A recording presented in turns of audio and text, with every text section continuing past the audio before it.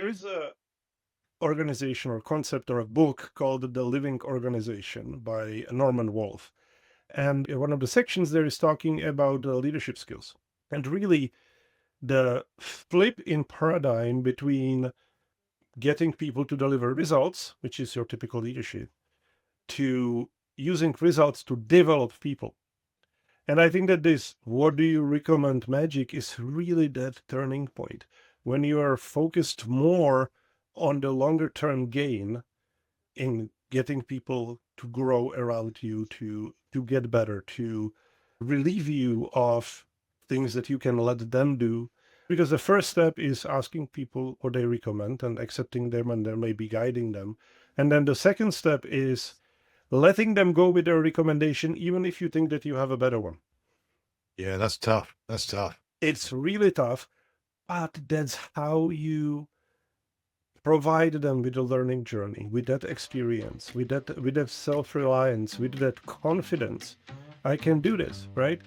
Because you're the only one who has the benchmark. You don't have to tell them that there was a better solution. If there is good enough, it might actually be worth letting them go with it more to you in a long run than providing the better solution right away. Welcome back to CardCast, the podcast where we pick one topic at random and then riff on it for about 15 to 20 minutes. And what we're trying to do is we're trying to tease out the nuggets, the pieces of gold around these topics that we've uncovered from the work that we do with our clients and with the community. So Milan and I will shuffle the cards, we'll see what the shuffle spits out, and then we'll riff on that particular topic. So let's shuffle the deck.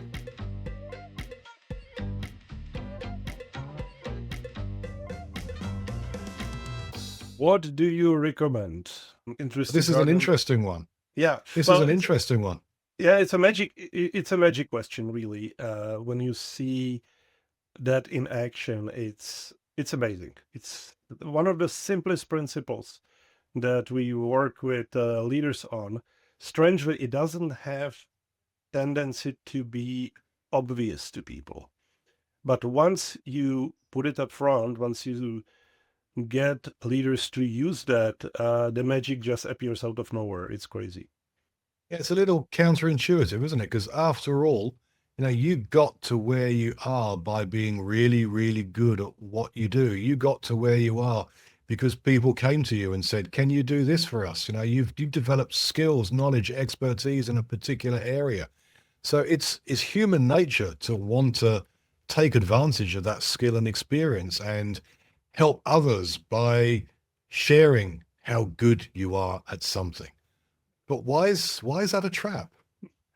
Well, it has two negative effects, right? What you're trading for a short-term gain, which is getting quickly to the result, right? That you're saying, "Hey, this is how you do it. I know." You are creating dependency on yourself, and you're training your people to be lazy. It sounds brutal, but that's what it is. Like, why on earth would they spend time thinking and trying to do something when you have all the answers? And it's just so much easier to ask than to think. God forbid that if they come with something and you have a better answer, then you will definitely discourage them from doing things. So basically, don't do this if you want to feel good about yourself, that you know all the answers and you want everybody to depend on you, and you want the company to crash and burn when you're not available. It's perfectly, perfectly sound strategy to get to that point. Yeah, because that's what got you to where you are now, isn't it? Your expertise, your skill, your knowledge, being able to do something really, really well. There is a organization or concept or a book called The Living Organization by Norman Wolfe, and one of the sections there is talking about leadership skills, and really the flip in paradigm between getting people to deliver results, which is your typical leadership, to flipping it to using results to develop people. And I think that this what do you recommend magic is really that turning point when you are focused more on the longer term gain in getting people to grow around you, to get better, to uh, relieve you of things that you can let them do, um, for maybe sometimes a little bit of an extra stress or a little bit of an extra time or quality in the beginning, right? Because the first step is asking people what they recommend and accepting them and then maybe guiding them. And then the second step is letting them go with their recommendation, even if you think that you have a better one. Yeah, that's tough. That's tough. It's really tough, but that's how you provide them with a learning journey, with that experience, with that self-reliance, with that confidence. I can do this, right? Because you're the only one who has the benchmark. You don't have to tell them that there was a better solution. If there is good enough, it might actually be worth letting them go with it more to you in a long run than providing the better solution right away. Yeah, there's an expression in Australia. I'm not sure if it's common in Canada as well. Now, if you want something doing right, do it yourself. And that is totally at odds with what we're talking about today, because, there's some challenges here because if you know how to do it really well, you've probably built a reputation as of doing good things, good stuff, and as soon as you acknowledge that, well, maybe 80% is good enough and it doesn't need to be perfect, well, that's cutting against the reputation you built. But if you don't let people learn how to do it for themselves, you're disempowering them. There's this concept called learned helplessness. If you keep on telling people that you can do it better, then after a while they're going to stop thinking, they're going to give up, and they're just going to let you do it. Well, because you can do it better, and every time you do it better, you tell them how much better you do it. So why would you bother? So you end up surrounding yourself unintentionally by people who are not really learning. They're not really developing their own skills, and they're not in a position to actually take stuff off you. And you'll get to a time where you desperately, desperately need people to take stuff off you, but because you have disempowered them by wanting to do it yourself perfectly, because you can, you never get them into a position where they're able to do that. I actually have a story from earlier this year, which is quite interesting, where and this sort of comes together with what we talked in another episode about building A-player teams. Uh, if you hire people that need to be told what to do, and then you tell them what to do, right?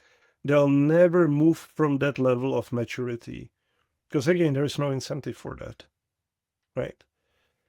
If you try to lead them on a higher level of maturity, or basically giving them problems to solve, and and then come back to you with the solutions and with those things done, and you're moving from the taskmaster to a true leader, and they're not capable of doing that. Well, they might not be the right people at the stage of the organization in which you are.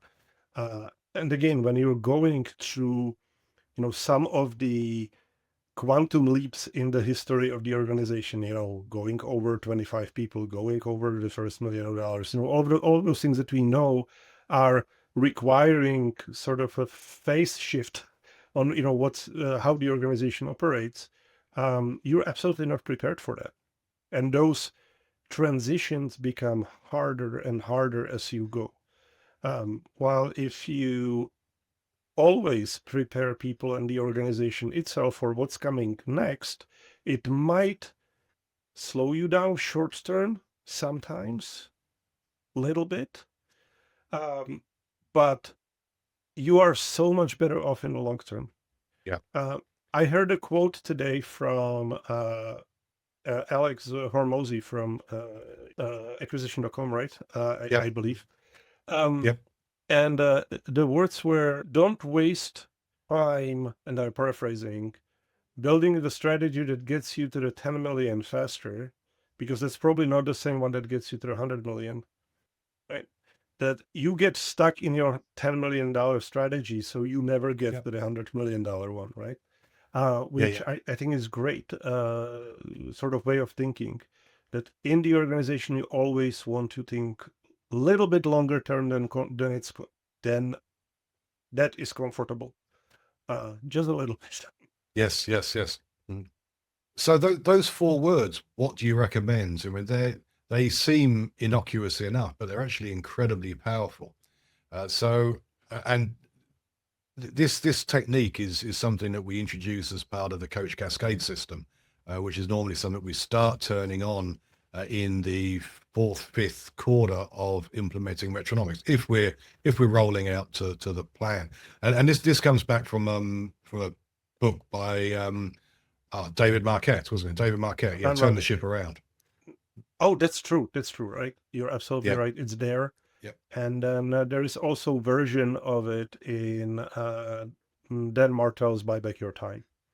Sure. Yeah, yeah, absolutely, absolutely. And these all come back to the same concept of, of you know, rather than solving a problem yourself, is actually giving the problem to others to let them come up with the solution. And as you say, sometimes there's an overhead whilst they learn, but once they learn, they can then do it again and again and again and again. And at some point in this cardcast, we'll also probably talk about one of the cards, which is the 10-80-10 principle that this story is related to. But I have a direct experience in my career of when this really, really hit me. I'd recently taken over running a $30 million business unit within a larger company. This is about 13, 14, maybe 15 years ago. And as a new leader that had never run a business of that size, I was sort of desperately unprepared, desperately inexperienced, trying to learn things as I went. And it got to a point where whenever I was in the office, because I tried to spend as much time out in the field, either with customers, clients, or with the team, whenever I was in the office, a queue would develop behind my desk. And I felt like a doctor in a doctor's surgery. I felt like someone basically, fixing something and then calling out, next, no, Yeah. fix them again, next. And after a while, I realized, it probably took me far too long to realize I wasn't in my fast learning phase at that point. I realized that I had to break this cycle. So without necessarily, I mean, I hadn't read the book at that point. I wasn't aware of the concept, but yeah, it suddenly occurred to me, well, that some of the things that I was being asked, I was pretty sure they knew how to solve themselves. So I didn't use that phrase, what you recommend. I think the language I used was like, do you want to see if you can solve this for yourself? Because I'm really struggling for time right now. Go away, have a think, and then come back if you can think of a solution.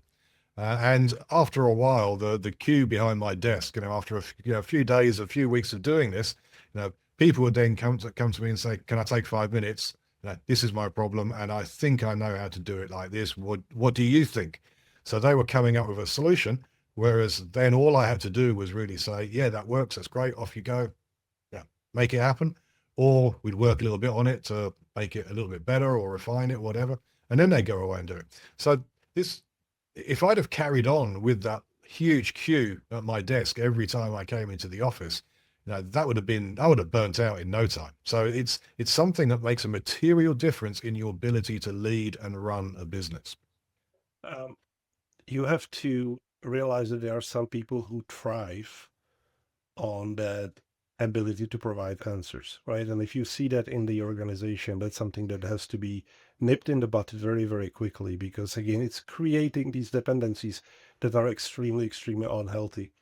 But look, Yeah. one of my favorite stories is I was working with a CEO who was also head of sales in the small organization at the same time. And again, best salesman they ever had, and of course, and all of that stuff, and everything relying on him. And we started measuring how many questions he answered versus how many times did he use the frame, "What do you recommend?" And he came to me about a week later and said, "Look, so I got a text message from my account executive with a question, and I started typing an answer, and about 2 pages on my phone, 2 screens on my phone later, I was like, what am I doing? Delete the whole thing and say, what would you recommend?" And then 5 minutes later, I got about 2 screens of pretty much exactly what I had written before. And I said, yeah, okay. which is what it really happens. People know, right? If you have a people, they it's about permission to act, permission Yep. to make the call, right? And also for you to give yourself a chance to understand how they think, how they operate, what their weaknesses might be, where they might need further development. If you just tell them what to do, you will never get out of that, out of Yep. the trap. Yep.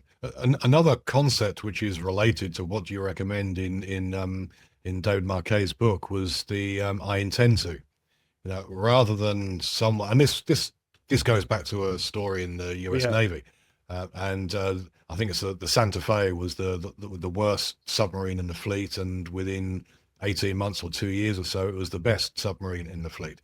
And one of the behavioral changes that he implemented was rather than giving orders to get pushed down the chain, he empowered people to actually say what they were going to do, giving people the time to say that's not right, or why have you decided that? So that phrase "I intend to" is great because it's saying, okay, I've made a decision. This is what I intend to do, but it's also giving people the opportunity to come in and say, well, that's not right. That's not right because we should be doing that, and it opens up the arena for a conversation around the intent. The intent. but in case of David Marquette's situation, he also, as the commanding officer, had the ultimate responsibility for that action. So he was the one who had to eventually give the order. But because he trained his team to think about it this way, all you have to say, very well, please proceed. Order given, but the power of making the choice, meaning getting the agency and the control to their team, was given by having them present first. What is it that they intended to do? Yeah, yeah. So how do you translate this into a habit? Now, if we accept that this is a good concept and you should be encouraged to do it within your business and within your teams, how can people actually make this a behavior change? How can they make this a habit? The simplest I have is, and I recommended it to many people, get a sticky note or a piece of paper, put it on the side of your desk, and make a little mark every time you ask, what do you recommend? Right. And then tally it up over the week. And then, in our one-on-one coaching conversation, we look at a number and say, okay, so what did you learn? And it becomes a habit very, very quickly because the benefits are so apparent and so fast. It's ridiculous. Yeah, it is. I have I've worked with companies where, and interestingly, the pro- professional services companies are often very bad at doing this because it's so fundamentally rooted in billing hours that even the senior partners, they're expected to bill a certain amount. So often it's easier for them to just do the work than it is to train their next level down, because they've got their own billing hour targets to achieve. So I've often found it really difficult in that sort of organization to get this concept. Everyone says, yeah, I understand. That's a great idea. That's a great idea, but I can't do it because. So they're actually demotivated from actually starting to take on this process, because this behavior change, because everything in the organization is stacked up against them. So it's often harder to do than you expect.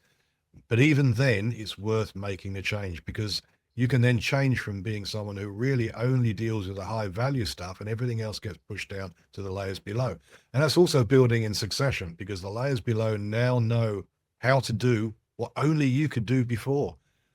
And if the layers below you know what only you could do, then they can take even more off your plate. And at some point in time, you can elevate them and take even more off your plate. And if they start doing it to their team, it just becomes this virtuous circle. But you've got to buy into the concept first. And if you don't, you just end up everything coming back to you, everything being decided by you, and then probably everything being done by you, because only you can do it that well. Absolutely. And look, you used the words before, which is the cascading system, and I think is really important. So as a CEO, it's not just having this habit as quickly as possible, but also coaching it and watching for it with your leaders to make sure that it propagates down in the organization, or because otherwise you're just creating the new bottleneck, the one layer below, and you suddenly have a tons and tons of overworked leaders because they are now doing your work in their eyes because you're not giving them the answers anymore, which you shouldn't, but they haven't learned yet to do the same to their team. So now they become the bottleneck and the potential breaking point, and you get burnouts and you get all of those things. So once this habit gets implemented in the organization, it has to spread rapidly. Otherwise, it will just create new pressure points. So the next time someone comes to you with a problem or a challenge that you think they should be able to solve for themselves, use that phrase or something very similar to it. What do you recommend? And put the onus back on them to come up with a solution. You might be surprised. Most of the time, they know how to solve it themselves. They're just looking for permission. So give them permission and see how quickly that changes in your organization. Just add, permission is the first step, demand is the second. It needs to become the new way of doing things if you want to grow rapidly.